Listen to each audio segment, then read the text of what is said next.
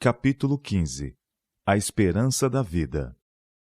Congregando-se os publicanos e pecadores em volta de Cristo, os rabinos exprimiram seu desagrado. Este recebe pecadores, disseram, e come com eles. Por esta acusação, insinuaram que Cristo tinha prazer em associar-se com os pecadores e vis, e era insensível à sua impiedade. Os rabinos ficaram desapontados com Jesus. Por que era que aquele que pretendia tão elevado caráter não se relacionava com eles e não seguia seus métodos de ensino? Por que andava tão despretensiosamente atuando em todas as classes? Se fosse profeta verdadeiro, diziam, estaria em harmonia com eles e trataria os publicanos e pecadores com a indiferença que mereciam. Irritava a esses guardiães da sociedade que aquele com quem tinham constantes disputas, cuja pureza de vida os aterrorizava e condenava, se relacionasse em aparente simpatia com os párias da sociedade. Não lhe aprovavam os métodos.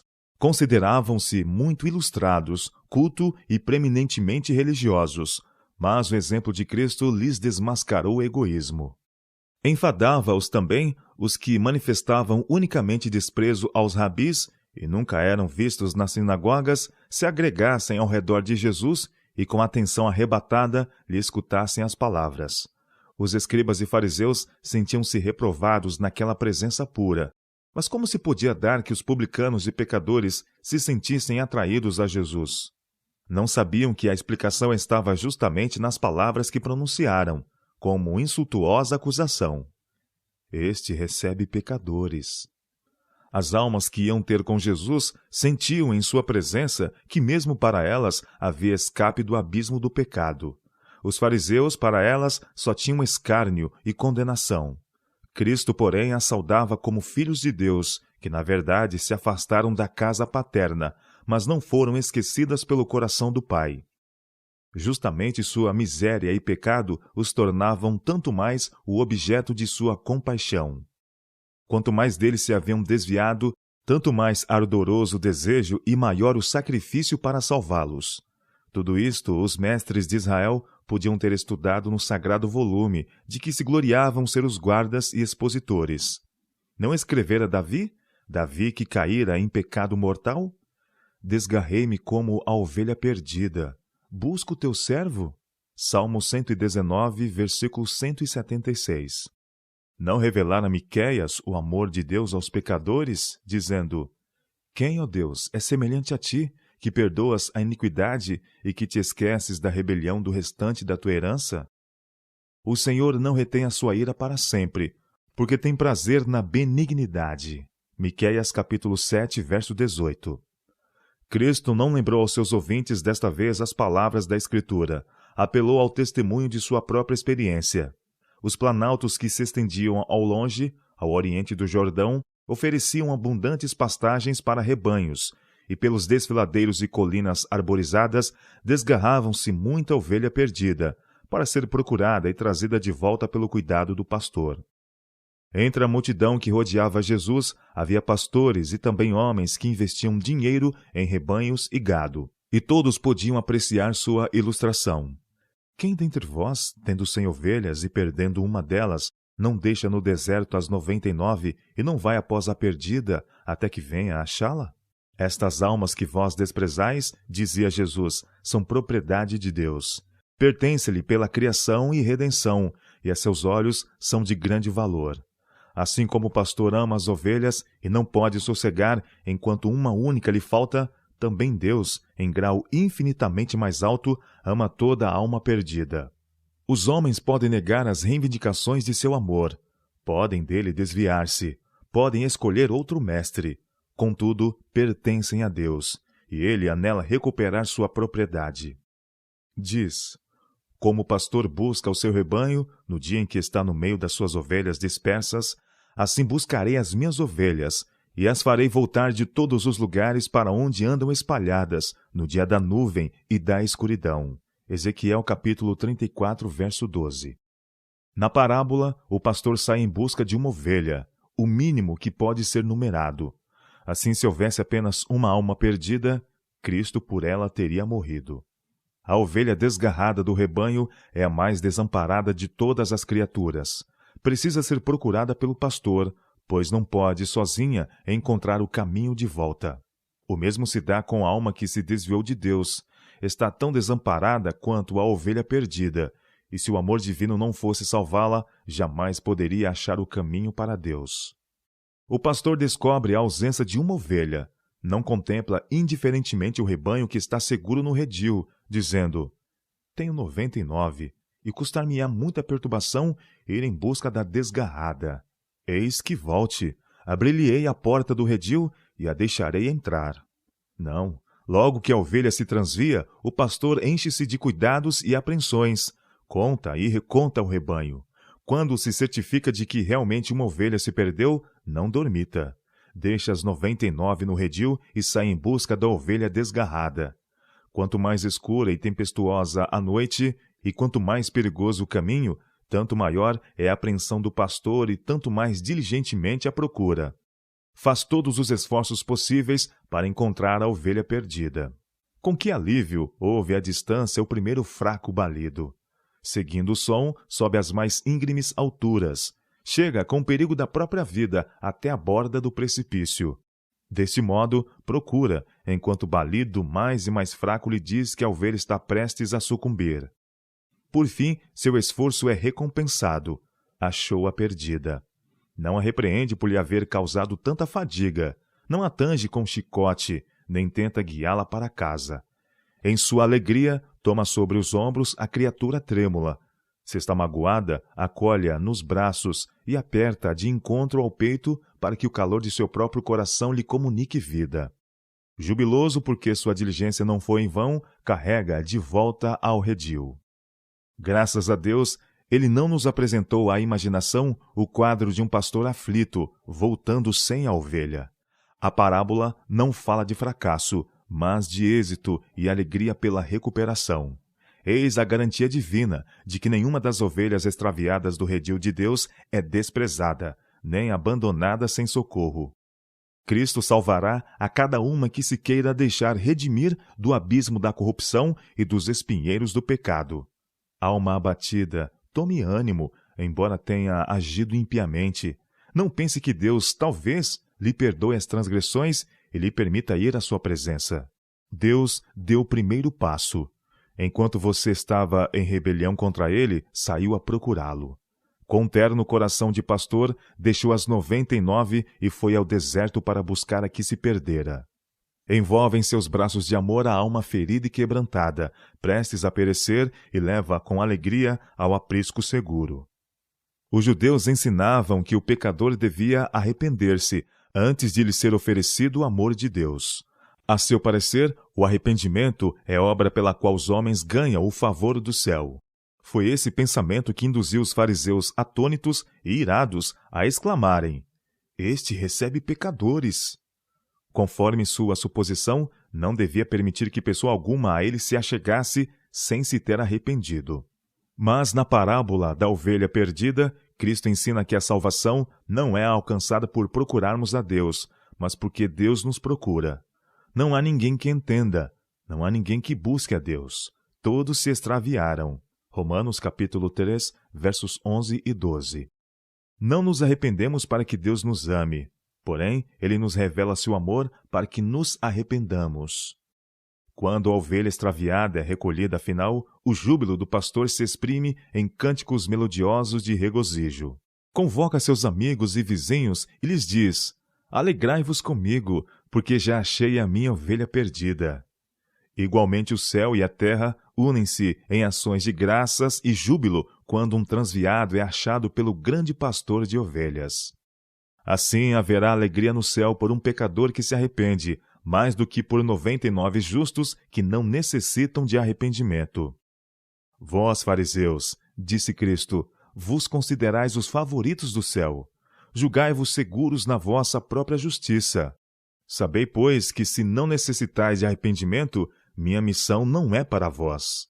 Estas pobres almas que sentem sua destituição e pecaminosidade são justamente aquelas para cuja salvação eu vim. Os anjos celestiais estão interessados nos perdidos que desprezais. Murmurais e zombais, quando uma dessas almas vem a mim.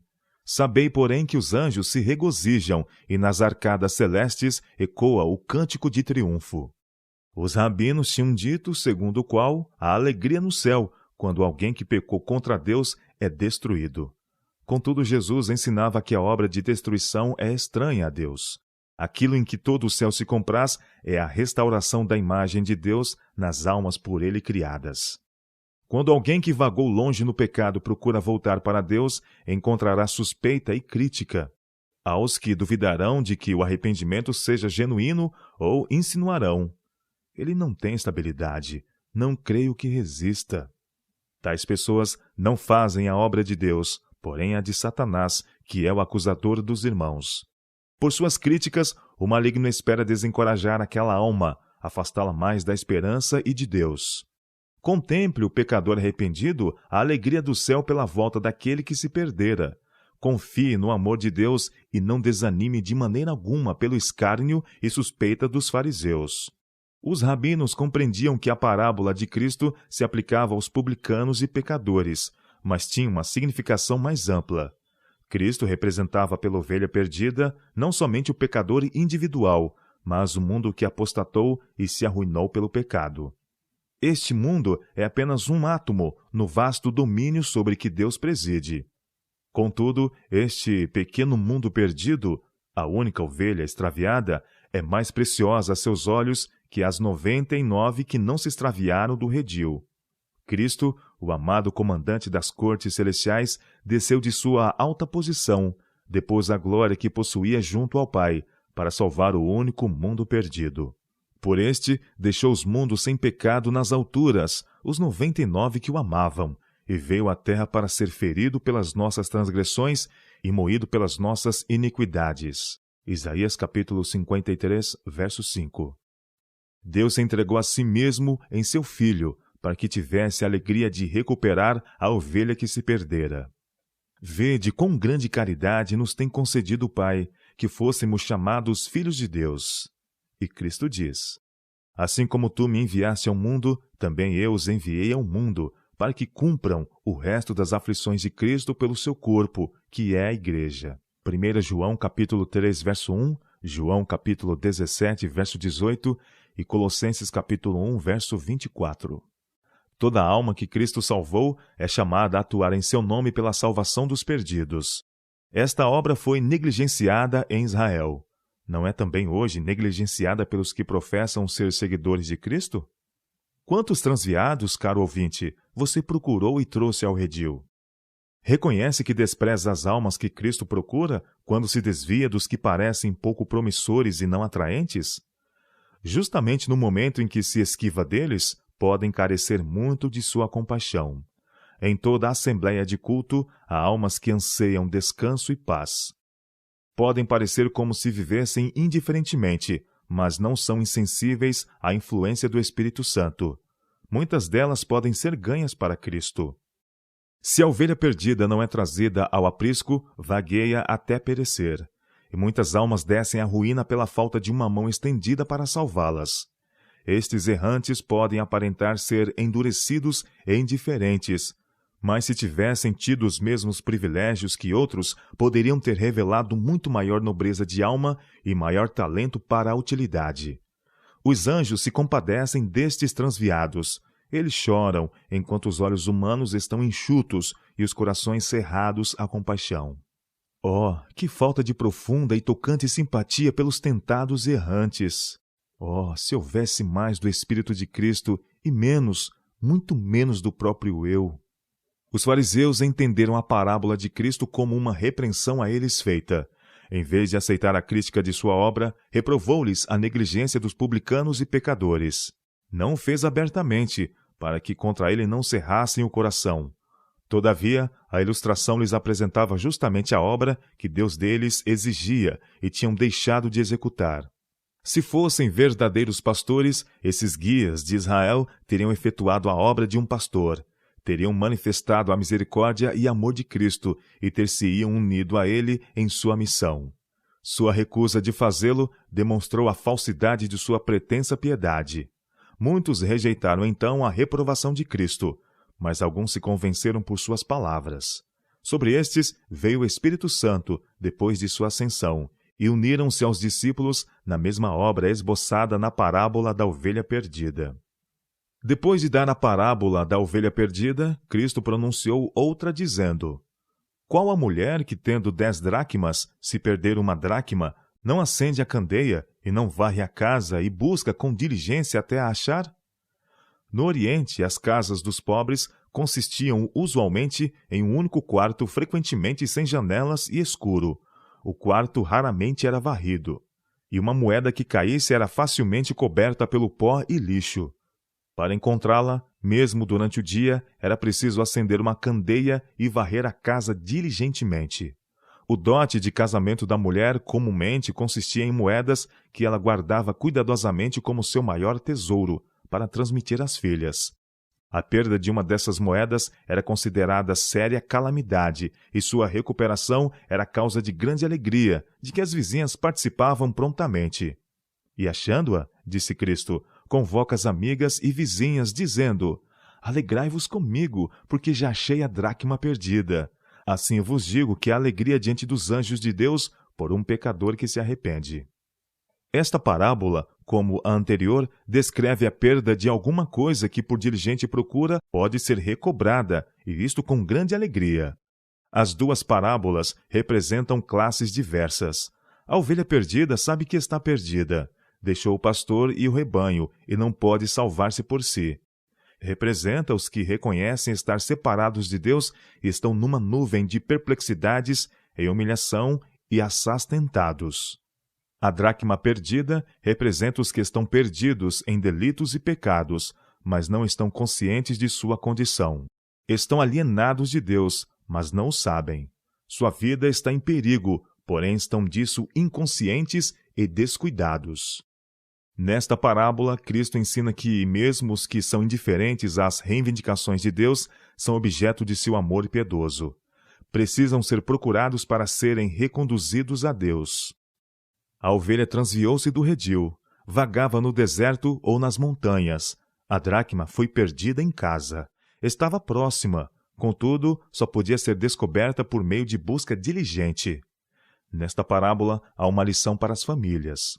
No círculo familiar, há muitas vezes grande indiferença quanto à condição espiritual de seus componentes. Pode haver um dentre eles que esteja separado de Deus, mas com pouca ansiedade é sentida na família pela perda de uma das dádivas confiadas por Deus. Embora esteja sob pó e lixo, a moeda é ainda de prata. O possuidor procura porque é de valor. Assim, toda alma, embora degradada pelo pecado, é preciosa aos olhos de Deus. Como a moeda traz a imagem e a inscrição do poder reinante, igualmente, quando foi criado, o homem trazia a imagem e a inscrição de Deus. E conquanto agora manchada e desfigurada pela imagem do pecado, permanecem em toda a alma os traços dessa inscrição. Deus deseja recobrar essa alma e sobre ela gravar sua própria imagem em justiça e santidade. A mulher da parábola busca diligentemente a dracma perdida. Acende a candeia e varre a casa. Remove tudo que possa impedir sua procura. Embora uma única dracma esteja perdida, não cessa seus esforços até encontrá-la. Semelhantemente na família, se algum membro estiver perdido para Deus, deve ser empregado todo o meio possível para recuperá-lo. Por parte de todos, haja um diligente e cuidadoso exame próprio. Investiguem-se os costumes de vida. Vede se não se comete uma falta ou erro no governo do lar, pela qual aquela alma se confirme na impenitência. Se na família um filho não estiver consciente de sua condição pecaminosa, os pais não devem descansar. Acenda-se a candeia. Examinem a palavra de Deus e, à sua luz, investiguem diligentemente tudo o que houver na casa, para ver por que esse filho está perdido. Examine os pais o próprio coração e esquadrinhem seus hábitos e costumes. Os filhos são a herança do Senhor. Eles somos responsáveis pela administração de sua propriedade. Há pais e mães que anelam trabalhar em qualquer missão estrangeira. Muitos há que são ativos no serviço cristão fora da família, enquanto para seus próprios filhos são estranhos o Salvador e sua compaixão. A obra de ganhar os filhos para Cristo, muitos pais confiam ao ministro ou ao professor da escola sabatina. Porém, assim fazendo, negligenciam a responsabilidade imposta por Deus. A educação e instrução dos filhos para serem cristãos é o mais elevado serviço que os pais podem prestar a Deus. É uma tarefa que requer paciência, esforço de toda a vida, diligente e perseverante. Pela negligência desse trabalho a nós confiado, provamo-nos mordomos infiéis, e Deus não a desculpará. Todavia, os que incorrem em tal desleixo, não desesperem. A mulher que perdeu a dracma procurou-a até achá-la. Trabalhem igualmente os pais para a família com amor, fé e oração, até que possam ir a Deus com alegria e dizer: Eis-me aqui, com os filhos que me deu o Senhor. Isaías capítulo 8, verso 18. Isto é verdadeiro serviço missionário no lar, e é tão útil para os que o fazem como para aqueles por quem é feito. Por interesse fiel pelo círculo do lar, nós nos tornamos aptos para trabalhar pelos membros da família de Deus, com os quais, se permanecermos leais a Cristo, viveremos durante toda a eternidade. Devemos manifestar, pelos irmãos e irmãs em Cristo, o mesmo interesse que demonstramos em família. É plano de Deus que tudo isto nos habilite a trabalhar por outros ainda. Ampliando-se-nos a simpatia e avultando o amor, acharemos em toda parte alguma obra. A grande família humana de Deus abrange o mundo, e nenhum de seus membros deve ser olvidado por menosprezo. Onde quer que estejamos, a dracma perdida espera nossa procura. Procuramo-la? Dia após dia encontramo-nos com pessoas que não tomam interesse em coisas religiosas. Falamos com as mesmas e as visitamos. Manifestamos interesse pelo seu bem-estar espiritual? Expomos-lhe Cristo como um Salvador que perdoa os pecados? Falamos-lhes do amor de Cristo que nos inflamou o coração? Se não, como enfrentaremos estas almas, perdidas, eternamente perdidas, quando com elas estivermos perante o trono de Deus? Quem pode calcular o valor de uma alma? Se quiser conhecê-lo, vá ao Getsêmani e vigie lá com Cristo durante aquelas horas de angústia, quando suava grandes gotas de sangue. Contemple o Salvador crucificado. Ouça o brado de desespero. Deus meu, por que me desamparaste? Marcos capítulo 15, verso 34. Veja a fronte ferida, o lado traspassado, os pés perfurados. Lembre que Cristo tudo arriscou. Para nossa redenção, o próprio céu esteve em jogo. Recordando ao pé da cruz que Cristo teria dado sua vida por um único pecador, você pode apreciar o valor de uma alma. Se você estiver em comunhão com Cristo, valorizará todo o ser humano como ele o fez. Sentirá pelos outros o mesmo profundo amor que Cristo sentiu por você. Então estará apto para cativar e não afugentar, atrair e não repelir aqueles por quem ele morreu. Ninguém seria jamais reconduzido a Deus se Cristo por eles não fizesse um esforço pessoal. E é por esse trabalho pessoal que podemos salvar almas. Quando você vir os que baixam a sepultura, não descansará em tranquila indiferença e sossego. Quanto maior o pecado deles e mais profunda a sua miséria, tanto mais sinceros e tenros serão os esforços para sua recuperação. Discernirá a necessidade dos que sofrem, que pecam contra Deus e são oprimidos pelo fardo da culpa. Seu coração transbordará de simpatia por eles e estender-lhes-á uma mão auxiliadora. Nos braços de sua fé e amor, levá-los-á Cristo. Velará sobre eles e os animará, e sua simpatia e confiança tornar-lhes-á difícil cair de sua estabilidade. Nesta obra, todos os anjos do céu estão prontos a cooperar. Todos os recursos do céu estão à disposição dos que procuram salvar os perdidos. Os anjos o auxiliarão a alcançar os mais indiferentes e imperdenidos. E quando alguém é reconduzido a Deus, todo o céu se alegra. Serafins e querubins tocam suas harpas douradas e cantam louvores a Deus e ao Cordeiro, por seu amor e misericórdia pelos filhos dos homens.